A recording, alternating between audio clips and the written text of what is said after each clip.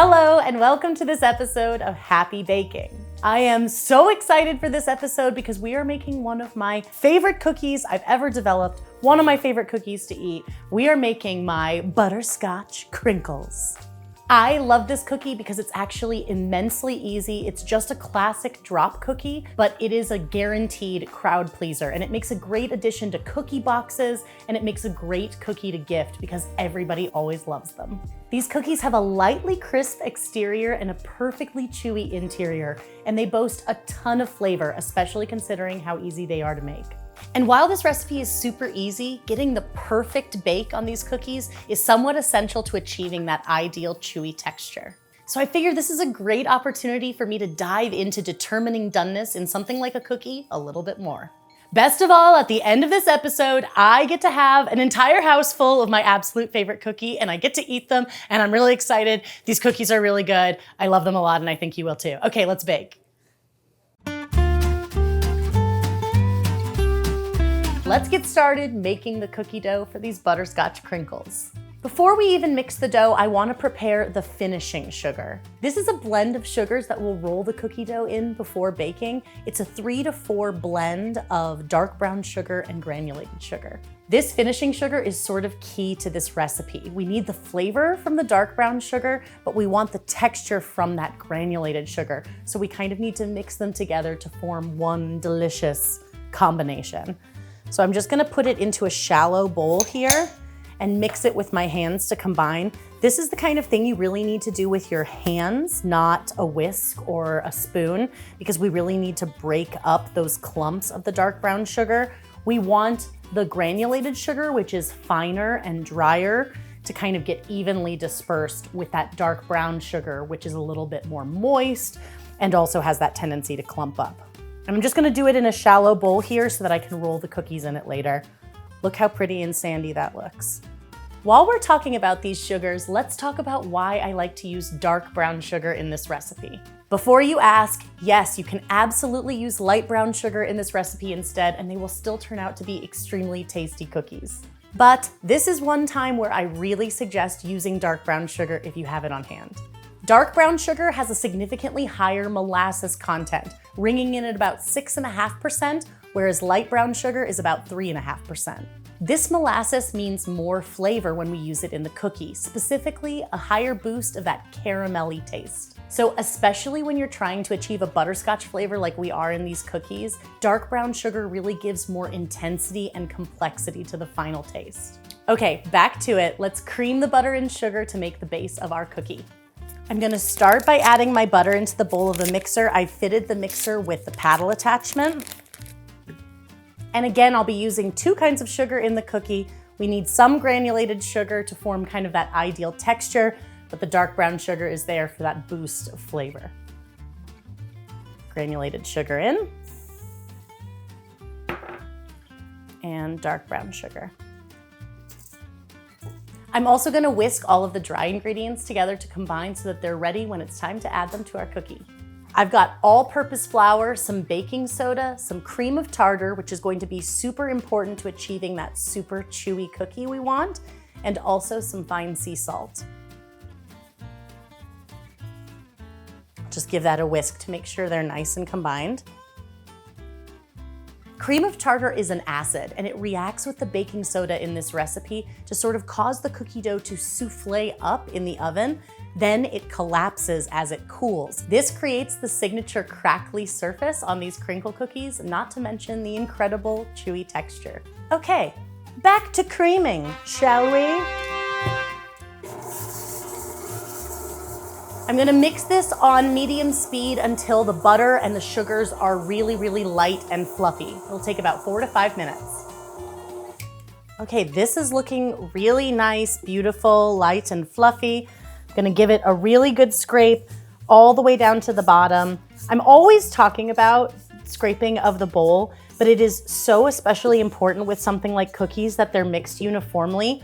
If you've ever had kind of 1 or 2 rogue cookies, the last 2 that you scoop, and they spread more than all the other cookies, this is sometimes why. Sometimes just not scraping well means you get kind of like a pat of butter that's hidden or a place where not all the ingredients mixed in evenly. Now I'm going to add 1 large egg, and I'm gonna mix it in until it's well combined. After this egg is incorporated, I'm gonna give it 1 more good scrape. See the aforementioned scraping rant I did. We're just gonna keep scraping, guys. It's important.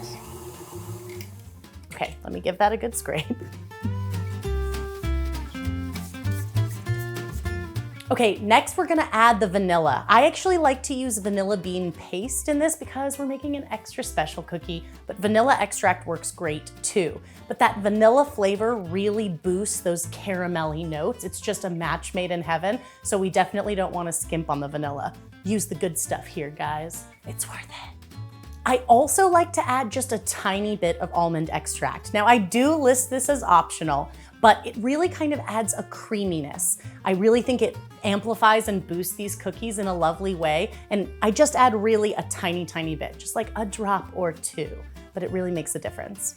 Okay, so first some vanilla bean paste or extract if you prefer, and just a tiny, tiny bit of almond extract. Okay, great. Finally, we just need to add the dry ingredients, which we've already whisked together, and mix it until a smooth dough forms.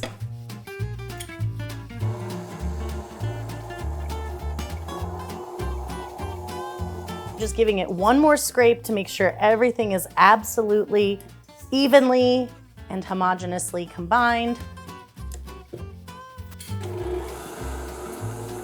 Perfect. Great. We are ready to scoop and shape some cookies.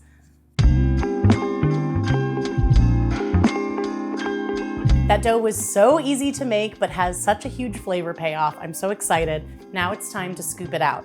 You're gonna need 4 parchment-lined cookie sheets for this full batch of dough. But of course, if you don't have 4 sheets, you can work in batches, just working with 1 or 2 sheets at a time as needed. I like to use a 2 tablespoon or number 40 cookie scoop to scoop the dough. You can also eyeball this either using tablespoons or just spoons and kind of eyeballing the size. It's up to you, but this makes really nice even cookies. It is my favorite. First thing I'm gonna do is scoop the dough into balls. As I work, I'm just gonna drop them into my finishing sugar. I'll get like maybe 4 or 5 in there, and then we'll roll them to fully coat them in that finishing sugar. So then I'm just gonna take my hands and actually roll them more completely into balls and roll them completely to coat in that sugar. I really want sugar on all sides of the cookie, and then I can transfer them to the baking sheets.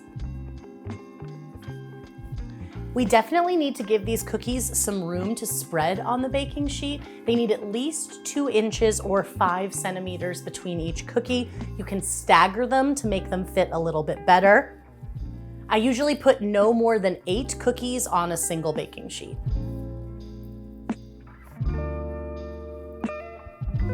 Okay, so this is what a final tray should look like. I'm not gonna press the cookies down. They are ready to go into the oven just like this, but I'm gonna get a second tray going before I actually slide them in. I like to bake these cookies 2 trays at a time, so I put the oven racks in the upper and lower thirds of the oven before preheating. If you have more of a finicky oven, or if you only have 1 baking sheet, you can just put it in the center of the oven just to encourage even baking. These cookies bake in a 325 Fahrenheit or 165 Celsius oven for 10 to 12 minutes. If you're baking the trays 2 at a time like I like to switch the cookies between the oven racks halfway through baking. In the oven, the cookies are going to puff up and form these visible cracks, and the goal is to bake them just right so that they actually collapse as they start to cool. To achieve the ideal texture, we're actually intentionally under-baking these cookies, but only slightly. We want slightly crisp edges that give way to a super chewy interior. If you underbake the cookies too much, they'll still taste delicious. They're just gonna be very, very flat.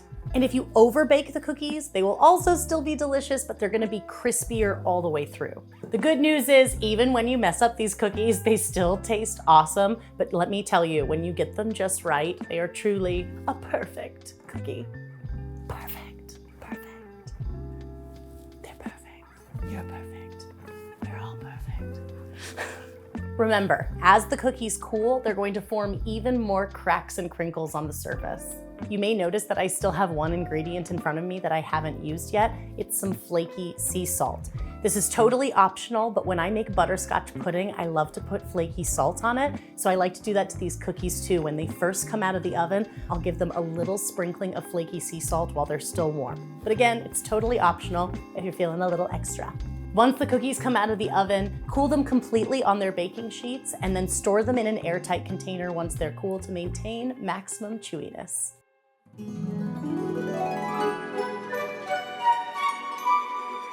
Okay, even though these cookies are actually the best once they've cooled completely, that's when they are chewy and so delicious. I always like to eat one when they're warm. It's just a different experience. It's a little bit cakier and I don't know, it's hard to describe.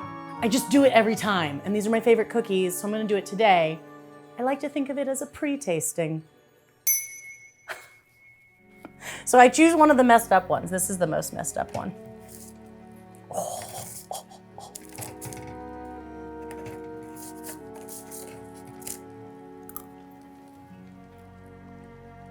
It's like maybe my best cookie.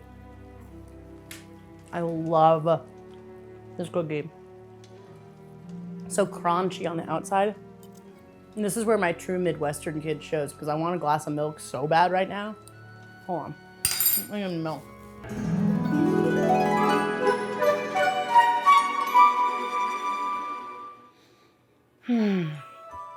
Best breakfast ever. They don't need to know that it's 9 in the morning. Okay, pre-tasting complete. Now I'll let the rest of them cool because I'm classy. Sometimes in the oven, your cookies will spread and end up touching each other right at the edges. And if you don't want to sacrifice any perfect cookies, there is actually a way to fix this. I learned this from my friend Erin Clarkson of Cloudy Kitchen. She calls it the cookie scoot. Sometimes I just use an offset spatula to kind of trace around the outer edge and separate the cookie just a little bit. And if you do this while it's still warm, you can basically save the integrity of the shape of the cookie. So then you can take the edge of a glass and round the cookie again. And you can do this by actually, she does this kind of like this, moving it in a rounded motion. I'm just doing it only on that edge, just because that's the only part that needed a little help rounding. And just like that, we didn't lose any cookies. We don't have any Franken cookies that have grown together. We can keep our full tray. Perfect for gifting. We want them to look just right.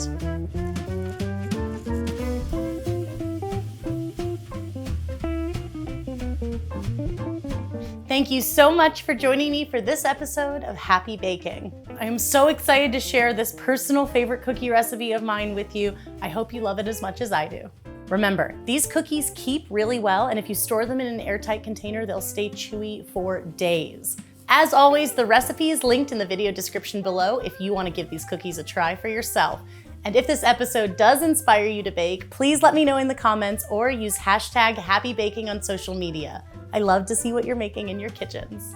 Until next time, wishing you lots of happy baking. No, go make cookies.